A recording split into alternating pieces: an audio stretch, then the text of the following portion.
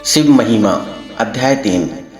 श्री सूत जी बोले, सोनक सुनो, मैं तुम्हारे सामने एक अन्य गोपनीय कथा का वर्णन करूंगा, क्योंकि तुम शिव भक्तों में अग्रगण्य व देवताओं में श्रेष्ठ हो।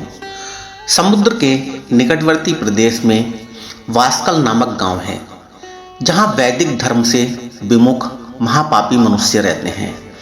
वे सभी दुष्ट हैं एवं उनका मन दूषित विषय भोगों में ही लगा रहता है।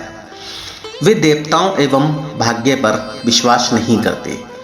वे सभी कुटिल वृत्ति वाले हैं, किसानी करते हैं और विभिन्न प्रकार के अस्त्र शस्त्र रखते हैं। वे व्यभिचारी हैं। वे इस बात से पूर्णतः अनजान हैं कि ज्ञान, वैराग्य तथा सत्कर्म ही मनुष्य के लिए परम पुरुषार्थ हैं। वे सभी पशु बुद्धि हैं। अन्य समुदाय के लोग भी उन्हीं की तरह के बुरे विचार रखने वाले धर्म से विमुख हैं। वे नित्य कुकर्म में लगे रहते हैं एवं सदा विषय भोगों में डूबे रहते हैं। वहाँ की स्त्रियां भी बुरे स्वभाव की, स्वेच्छाचारिणी, पाप में डूबी, कुटिल सोच वाली और व्याभिचारिणी हैं। वे सभी सद्व्यवहार तथा सदाचार से सर्वथा शून्य हैं। सिर्फ दुष्टों का वहाँ निवास है। वास्कल नामक गांव में बिंदुक नाम का एक ब्राह्मण रहता था। वह अधर्मी, दुरात्मा एवं महापापी था। उसकी स्त्री बहुत सुंदर थी। उसका नाम चंचुला था। वह सदा उत्तम धर्म का पालन करती थी, परंतु बिंदुक वेश्यागामी था। इस तरह कुकर्म करते हुए बहुत समय व्यतीत हो गया। उसकी स्त्री काम से पीड़ित होने पर भी स्वयं धर्म नाश के भय से क्लेश सहकर भी काफी समय तक धर्म भ्रष्ट नहीं हुई, परंतु आगे चलकर वह भी अपने दुराचारी पति के आचरण से प्रभावित होकर दुराचारणी और अपने धर्म से विमुख हो गई। इस तरह दुराचार में डूबे हुए उन पति पत्नी का बहुत सा समय व्यर्थ बीत गया।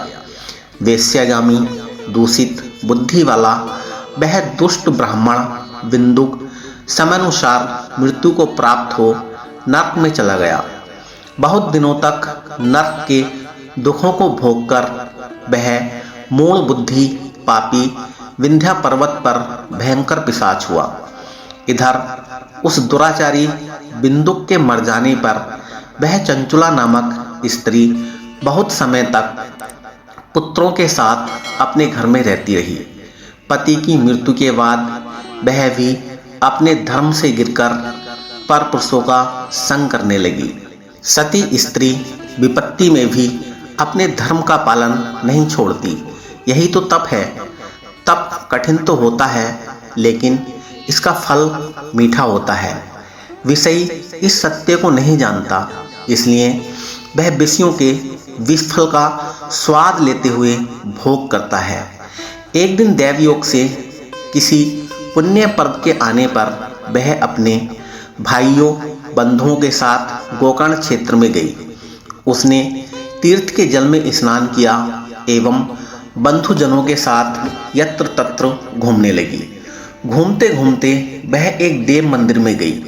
वहां उसने एक ब्राह्मण के मुख से भगवान शिव की परम पवित्र एवं मंगलकारी कथा सुनी। कथावाचक ब्राह्मण कह रहे थे कि जो स्त्रियां व्यभिचार करती हैं, वे मरने के बाद जब यमलोक जाती हैं, तब यमराज के दूत उन्हें तरह तरह से यंत्रणा देते हैं। वे उनके कामांगों को तप्त लोहे दंडों से ताकते हैं।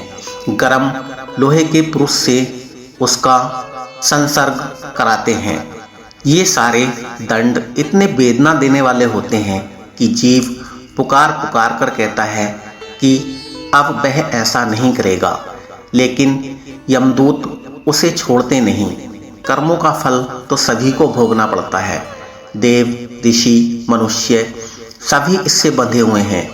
ब्राह्मण के मुख से यह वैराग्य बढ़ाने वाली कथा सुनकर चंचुला भय से व्याकुल हो गई। कथा समाप्त होने पर सभी लोग वहां से चले गए।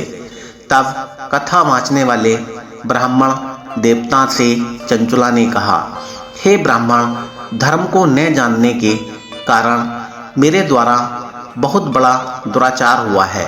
स्वामी, मेरे ऊपर कृपा कर मेरा उद्धार कीजिए। आपके प्रवचन को सुनकर मुझे इस संसार से वैराग्य हो गया है। मुझ मूढ़ चित्त वाली पापनी को धिक्कार है। मैं निंदा के योग्य हूँ। मैं बुरे विषयों में फंसकर अपने धर्म से विमुख हो गई थी। कौन मुझ जैसी कुमार्ग में मन लगाने वाली पापनी का साथ देगा? जब यमदूत मेरे गले में फंदा डालकर मुझे बांधकर ले जाएंगे और नरक में मेरे शरीर के टुकड़े करेंगे, तब मैं कैसे उन महायातनाओं को सहन कर पाऊंगी? मैं सब प्रकार से नष्ट हो गई हूँ, क्योंकि अभी तक मैं हर तरह के पाप में डूबी हुई रही हूँ। हे ब्राह्मण, आप मेरे गुरु हैं, आप ही मेरे माता पिता हैं। मैं आपकी शरण में आई हूँ। मुझ अबला को अब आप ही उद्धार कीजिए। सूत जी कहते हैं, शौनक, इस प्रकार विलाप करती हुई चंचुला ब्राह्मण देवता के चरणों में गिर पड़ी। तब ब्राह्मण ने उसे कृपा पूर्वक उठाया और इस प्रकार कहा। साथियों, आगे की कहानी जानने के लिए अगला भाग जरूर देखें। धन्यवाद।